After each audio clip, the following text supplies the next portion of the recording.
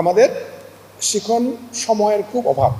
আমরা 365 দিনে 182 থেকে 85 দিন আমরা পাই মাত্র স্কুল খোলা, এবং তার মধ্যেও কত রকম বিঘ্ন ঘটে আসে।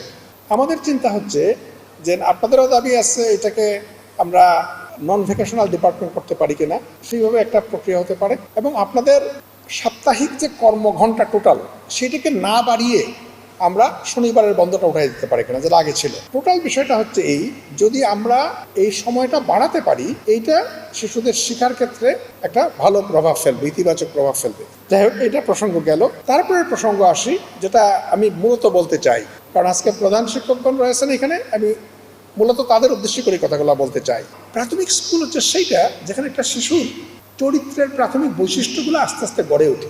একটা শিশু জন্মের পরেই আস্তে আস্তে এটা তার পারিবারিক পরিবেশে গড়ে উঠতে থাকে, কিন্তু সামাজিক প্রথম যেটা পরিবেশ সেটা হচ্ছে স্কুল। এখন তো আমরা প্রি প্রাইমারিতে বাচ্চাদের নিচ্ছি, ফলে স্কুলের ভূমিকা আরও বেড়ে যাচ্ছে। এবং আপনারা দেখবেন একটা শিশুর নিকট তার বাপ মার থেকেও তার শিক্ষক বেশি গুরুত্বপূর্ণ।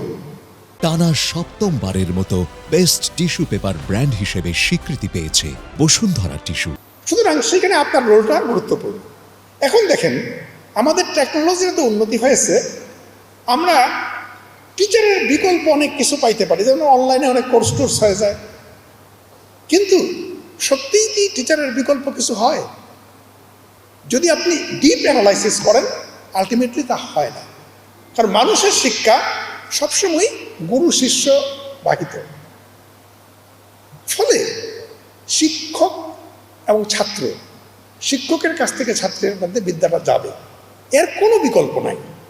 এবং এই বিদ্যাটা কিন্তু শুধুমাত্র পড়া না, যে বিষয়টা হিডেন, যেটা আমরা দেখি না, সেটা বেশি গুরুত্বপূর্ণ। সেটা কি? সেটা হচ্ছে মানবিক সম্পর্ক। এই যে টিচার স্টুডেন্ট রিলেশনশিপ, সেটা হচ্ছে সবচেয়ে গুরুত্বপূর্ণ জিনিস।